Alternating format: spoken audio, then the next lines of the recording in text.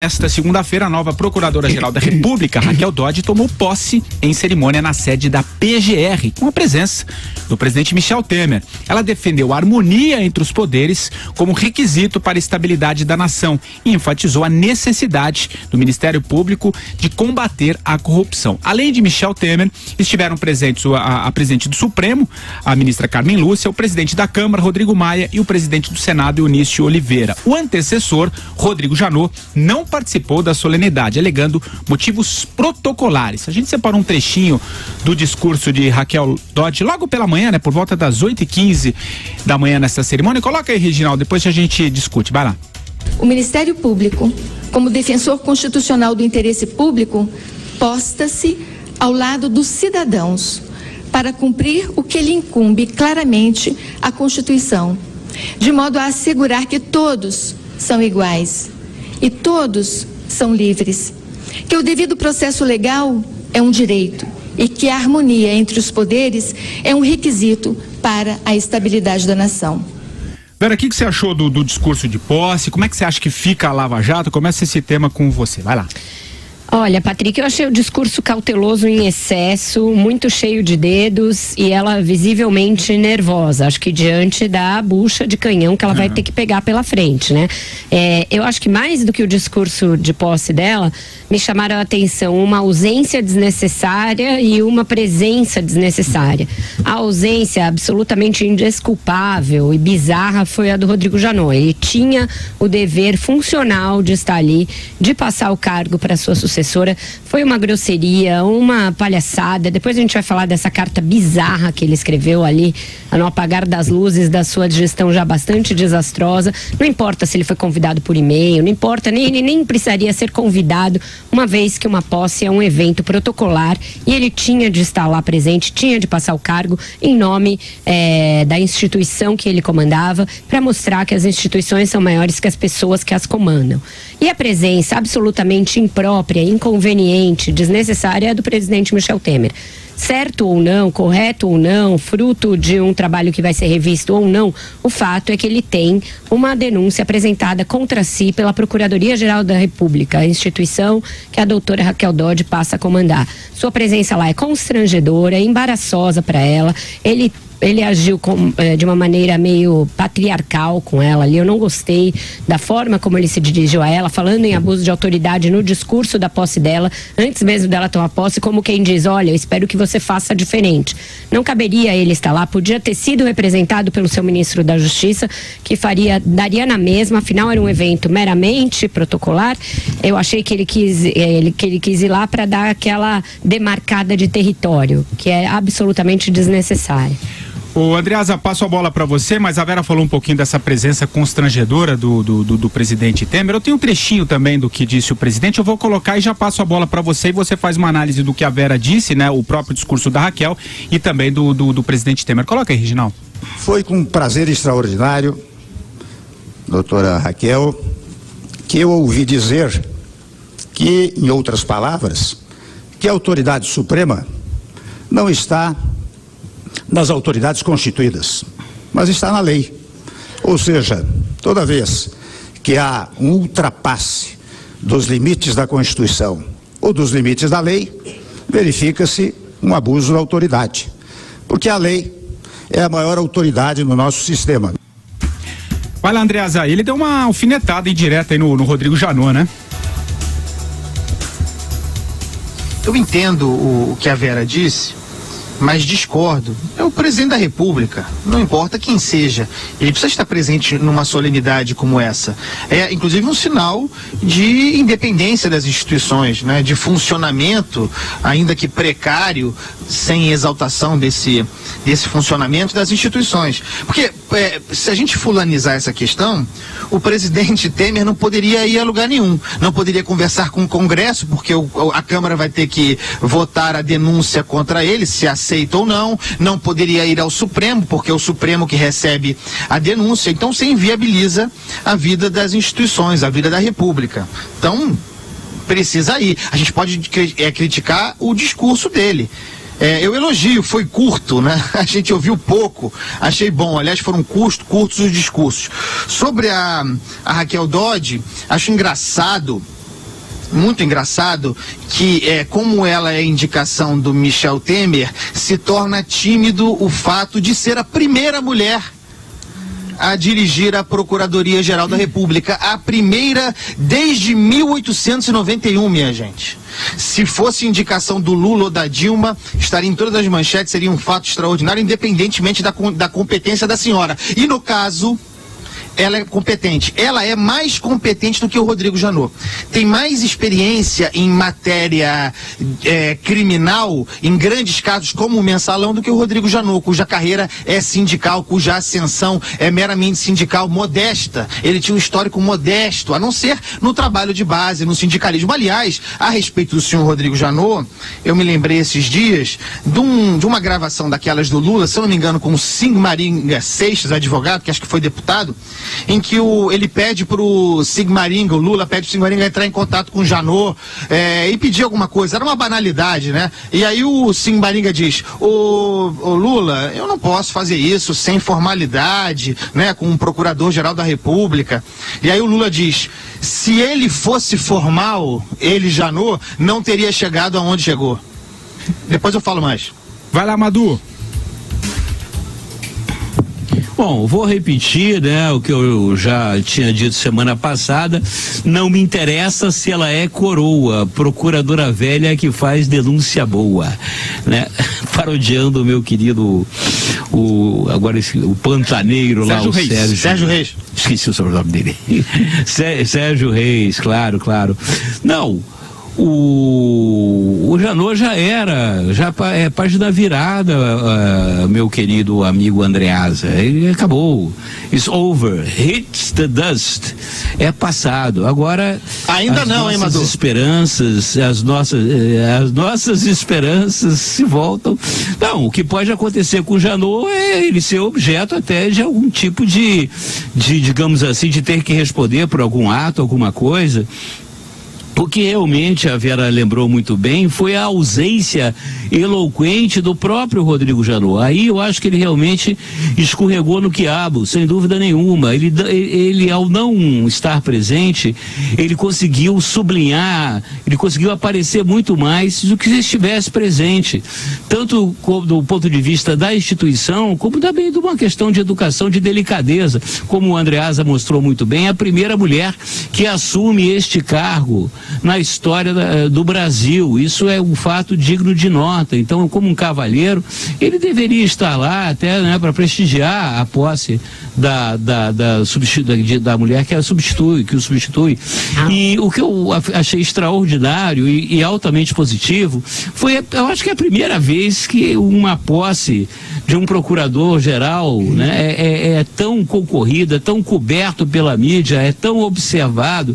E finalizando o meu comentário, não é só o constrangimento do Temer lá, não, Vera, não é só a presença constrangedora do Temer, também do Rodrigo Maia e do Eunício Oliveira, que apesar de terem que estar lá, porque são, né, um é presidente do Senado, outro presidente da Câmara, são ambos investigados pelo Ministério Público, né?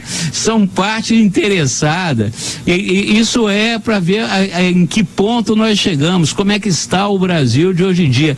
É inacreditável. Quer dizer, o presidente da República, o presidente da Câmara dos Deputados, o presidente do Senado, os três lá, né, e constrangidamente na posse daquela que deverá os investigar, né? Só no Brasil.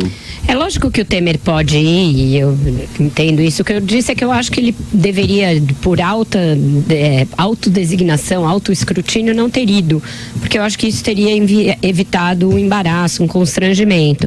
Quanto ao discurso dela, eu achei bastante tímido, achei que ela deveria ter tocado em algumas questões que são fulcrais aí, até para dizer, já de largada que veio, ela não foi, ela fez uma menção só lateral ao combate à corrupção e ainda fez questão de falar, a função do Ministério Público não é só essa, como a querer dizer que vai dedicar menos tempo a essa missão e mais tempo a outras coisas. O que se espera dela é que dê continuidade à Lava Jato. Pode rever procedimentos, pode rever métodos, pode rever até alguma ênfase nesta ou naquela questão, mas a Lava Jato tem de ser sim a pedra de toque do trabalho dela, não tem como se desviar disso. Existem abertos aí processos contra quase todos os políticos, de quase todos os partidos. Ela tem de dar respostas a isso, tem de mostrar como ela vai agir nesse caso da investigação que atinge a própria Procuradoria. Eu acho que ela deveria ter sido mais incisiva nessas questões, que são as questões que o Brasil todo está de olho. É lógico que ela claramente vai querer ter uma postura menos ativista que a do Janot, e isso é bom, que seja menos a Raquel Dodge, menos ela aparecer nos holofotes e mais a instituição que ela preside. Mas ela tinha que ter dado um recado mais claro de que vai ser uma prioridade no mandato dela continuar essas questões, avançar com os processos, avançar com o que está parado. Eu acho que faltou um pouco de pulso, um pouco de firmeza. E eu acho que ela tem de evitar cair na armadilha de ser tutelada tanto pelo Temer quanto pelo Gilmar Mendes, que é seu amigo e que já está nos jornais pontificando sobre o que ela deve e o que não deve fazer. Não é papel do ministro do Supremo ensinar o trabalho a uma Procuradora-Geral da República. São instituições diversas e tem de agir com independência entre si, mesmo porque ela vai demandar o Supremo muitas vezes e não pode ser nessa função, né? Ela não pode estar sob a tutela do Gilmar Mendes, sob pena de aí sim se perder bastante. É importante isso que a Vera falou. Antes da gente falar da carta de despedida do Janot, que a gente fala na sequência, Andreasa, queria que você falasse um pouquinho como é que você vê essa dentro do discurso da Raquel Dodge, como é que você acha que fica a Lava Jato a partir desse discurso dela, que ela abordou de uma forma muito tímida, né, como a própria Vera disse também. O que você acha? Que expectativa você tem para o trabalho dela nessa questão que é de interesse de todo o país? Como é que fica a Lava Jato na gestão Dodge? Patrick Santos, fica igual, né? Porque depende muito pouco dela. É desmerecer muito o trabalho feito até agora no conjunto dos seus agentes relativo à Operação Lava Jato com a troca do PGR, né? A Raquel Dodge está sob a fiscalização de todos nós, doravante, né? Então eu vejo com muito bons olhos a descrição e a sobriedade, inclusive do discurso. Eu gosto da ideia de um Procurador-Geral da República que diminua o personalismo à frente do Ministério Público Federal. Isso foi um dos problemas da gestão do Janot, né? Nós vamos comentar a entrevista do procurador Vilela, né? Isso, um pouco mais adiante. Então, o que eu espero da Raquel Dodge é que ela reveja alguns procedimentos, acho necessário. Por exemplo, o grande desafio dela para mim, eu acho que a grande marca distintiva em relação à gestão do Janot são os vazamentos seletivos, né? A cultura dos vazamentos seletivos, eu não tenho dúvida de que vinham da PGR na gestão do Janot, um programa de vazamento seletivo, desvio de finalidade, né? A função do Ministério Público adulterada por esses vazamentos. Vamos ver se sob a gestão da Raquel isso muda. Eu acho que mudará. Se não mudar, vamos continuar batendo aqui. Vejam, nesses dias, nesse final de semana, uma das pautas mais bizarras na imprensa é questionando uma figura como a Raquel Dodge, que assume uma função dessa importância e que muda os assessores, aqueles que a cercam em funções estratégicas. Como se isso não fosse óbvio e necessário. Como se qualquer um de nós, assumindo uma função estratégica importante, não trocasse os assessores imediatos. E como se os assessores do Janot, esses que ela está trocando, não estivessem sob suspeita. Não nos esqueçamos de que o Marcelo Miller, né, fez parte da turma do Janot. Estão lá outros, Marcelo Miller, dublê de procurador da República e advogado da JBS. A questão fundamental agora, e o Janot precisa ser investigado, não acabou. Isso que eu estava falando, o Madu falou, o Janot acabou, ele acabou, mas não está acabado. Então nós queremos saber, porque parece pacífico agora, pelo menos segundo o relatório da Polícia Federal, de que o senhor Eduardo Pelela, seu antigo chefe de gabinete, né, sai com ele, sabia das traficâncias do Marcelo Miller, da vida dupla. E o Janot, sabia ou não? E se ele sabia, o quanto ele sabia, do que ele sabia? Isso a nação precisa saber. Tá? Então, outra coisa muito importante é que o Ministério Público, na gestão da Raquel Dodge, seja menos investigativo, dispute menos esse espaço de investigação com a Polícia Federal, porque está provado que não sabe investigar. tá? O modo tosco como usaram as delações premiadas, meio para obtenção de prova como prova em si. A segunda denúncia do Janot, inepta, de que falamos na sexta-feira, é inteiramente baseada em delação premiada, no que o outro falou, né? Se destrói muito facilmente reputação assim. Mas e aí? Prova que é bom nada.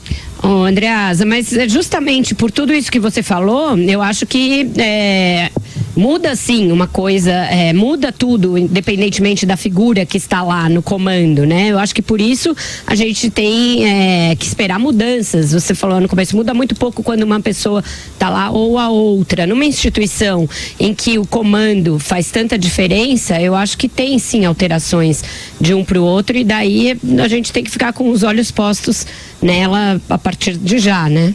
Muda alguma coisa na Lava Jato para você, Madu? Olha, me parece que não. Eu concordo com a Andreasa.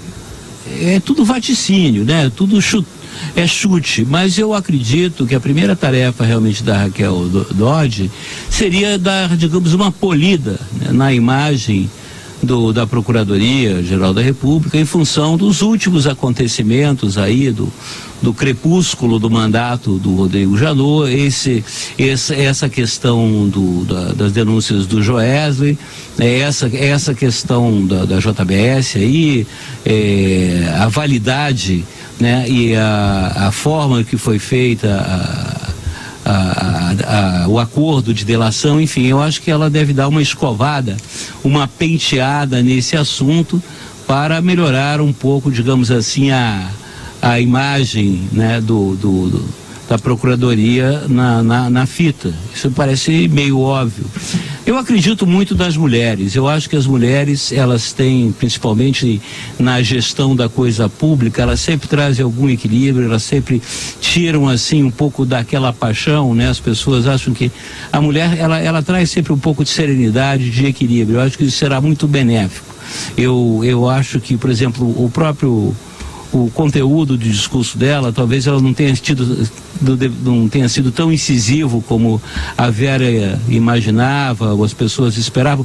Talvez aí tenha aí já um traço do que venha a ser a gestão dela, né? Talvez é muito também da minha expectativa, mais que isso, da minha esperança, do meu desejo, que ela tenha a mão firme, que ela conduza todo o trabalho a bom porto, ou pelo bom caminho, sem polarizar as questões, sem fazer com que vire assunto de fofoca, né, que dê a devida seriedade, porque hoje a pauta, né, da Procuradoria-Geral da República é de extrema seriedade. Os destinos dessa nação passam, né, pelos trabalhos que vão ser realizados lá, que estão sendo realizados lá, e que, na minha análise mais geral, na média, no frigir dos ovos, é altamente positivo. Por isso que eu estou muito esperançoso eu não creio que mude muito na Lava Jato, não. Bom, gente, vamos falar um pouquinho dessa carta, então, de despedida. Ô, Patrick Santos. Oi, Carlos Andreasa, vai lá. Depois a gente fala da carta de despedida do Janot, então, só vai lá. me permite uma coisa importante aqui, porque o nosso ouvinte aqui no chat, o meu xará Carlos Toulouse, né, com esse belíssimo nome, bela região, boa cidade, Toulouse, hein, para visitar. O Carlos Toulouse pergunta, ele quer dizer assim, que os ouvintes querem saber para quem você trabalha, Andreasa. Não, deixa eu explicar. Eu trabalho para a Editora Record, para o jornal O Globo e para a Jovem Pan. Emito nota e pago imposto sobre tudo. Mas estou querendo ir para televisão também, hein? Se me chamarem, tem lugar, tem horário. É só me chamar. Obrigado. Me chama que eu vou.